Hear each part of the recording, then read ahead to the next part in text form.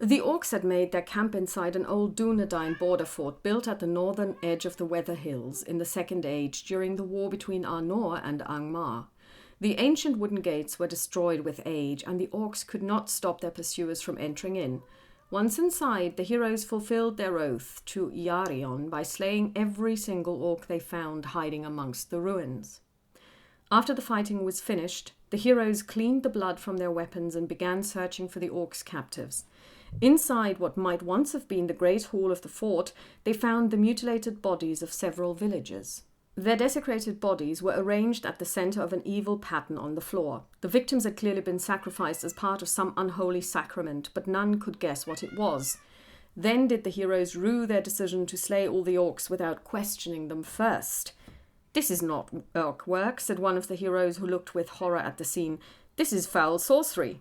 "Aye, but whose?" asked another in reply.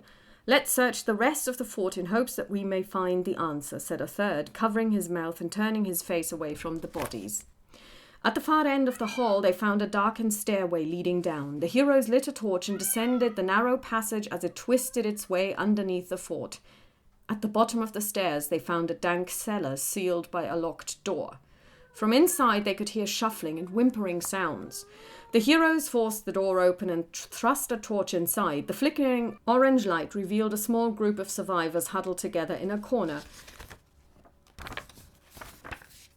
They appeared half-starved, and they shivered in the cold dungeon. The heroes removed their cloaks and placed them around the unfortunate prisoners to keep them warm. The air was cleaner outside, so the heroes led the survivors back up the stairway and away from the dungeon. But as they passed the bodies in the hall, the rescued captives screamed and wept. "Who has done this?" asked one of the heroes, but they were too distraught to answer. Outside, the wind had died down and the rain had stopped. The heroes lit a fire in the courtyard of the old fort, and the survivors gathered around it. At length, an older man named Thaurdir spoke. "We didn't see what happened. We couldn't. They kept us locked in that dungeon for days without any light. We could only hear the screams." His voice trails off. The man's hood covered most of his face, so the heroes could not see his expression. After a moment he continued, "We could hear the harsh voices of the orcs too, but there was another voice that commanded them. I don't know what kind of creature it was, but it was terrifying to hear. We found none but orcs when we arrived here." "Then it must have escaped," answered the old man. "If that is so, we cannot stay here," replied one of the heroes. They turned to his companions and said, "We should take these people to Fornost, where the rangers are gathered. Iarion will want to hear what they can tell him of their capture." Turning to the former prisoners, he said, "You will be safe there." The rest of the heroes voiced their agreement, but the traumatized survivors merely nodded. After they had given their charges something to eat and water to drink, the heroes began their slow march to Fornost. Deadman's Dike. It was a long journey from the Weather Hills to Fornost Erein, made longer by the weary survivors the heroes were escorting. The unfortunate villagers had suffered much hardship during their captivity, and the unusually cold weather did not improve their condition. Soon they were all sick from their ordeal. In the end, the heroes had to send a runner ahead to summon help from the Dunedain they were seeking. With help from the rangers, the heroes were able to bring the survivors safely to Fornost. Once the capital of Arthedain, the ancient city was abandoned after the war with Angmar, almost 1,000 years ago. Now the desolate ruin was called Deadman's Dike, yet on high days the Dunedain still gathered there as they did now. Iarion and a younger ranger were there to greet them when they entered the city gates. The noble Dunedain had a look of wonder on his face as he watched the heroes bring the survivors inside the walls. "You have exceeded your oath in saving these people," he explained. "On behalf of the Dunedain, I thank you, friends. Come, join us at the council fire and tell us your tale. My brother, Amarthiul, will take care of your charges."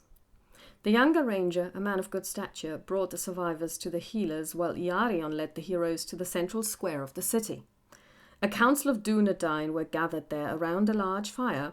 In the place of honor was their chieftain Aragorn, son of Aratorn. He looked at the heroes with keen interest as Iarion introduced them. Here is the valiant company that helped us defend the villages of Breeland and pursued our enemies to their hiding places in the Weather Hills. They have come here with the survivors they rescued from the orcs, and with evil tidings. The heroes described for the rangers the details of their adventure, the burnt homesteads, the orcs' captives, the old border fort of Amonforn, and the grisly sacrifices. After the whole account had been made, there was a long silence before Aragorn finally spoke. "Your tale is full of woe," said the son of Arathorn. "We have not heard of such evils since the fall of ancient Angmar." "Indeed," replied Iarion, "their tale bears the very trappings of Angmar. The king of that cursed land was a powerful sorcerer, and many stories such as theirs were heard in his day." "Aye," answered Aragorn, "but the armies of Angmar were defeated, and the Witch King fled to the north. That fell wraith now commands the fortress of Minas Morgul and threatens Gondor with war. These foul deeds cannot be his doing. And yet the crimes we hear of now are the same as were uncovered in this very city when it was recovered from Angmar many years ago," insisted Iarion. "If they are not the Nazgul's work, then perhaps one of his disciples has returned to take his place." As the Dunedain debated this question, the setting sun fell behind the hills of Evendim to the west, and the sky darkened above them. From another part of the city came a shrill cry, and a moment later a Marthiul came running towards the council. "Iarion, Iarion," he shouted between breaths. "We are betrayed." "What is it, man?" asked Iarion. "What has happened?" "Black sorcery," said he, seizing Iarion's arm. "One of the survivors, the old man, the one called Thaurdir, he's a wraith." "A wraith? How did you learn this?" asked Iarion with an astonished voice. "When I brought the survivors to see the healers, I saw the old man slip away. I thought that suspicious, so I followed him in secret," explained the young man very quickly. "He walked straight to the tombs and there cast aside his cloak. His face was drawn and withered like a corpse's face, but his eyes—" The young ranger blanched and then continued, "I made no sound, yet he looked straight at me where I hid among the shadows, and I knew he could see me with those hollow eyes. Being discovered, I drew my sword to confront him, but he merely laughed. It was the most horrible sound I've ever heard. Then, from the open tomb behind me, I could see the spirits of the dead gathering around him. That is when I ran here." Iarion was about to reply when the flames of the great fire suddenly burst into the air and then died, leaving the rangers in total darkness. All about them a chill fog gathered. From within the black mist they could hear scraping and rustling sounds.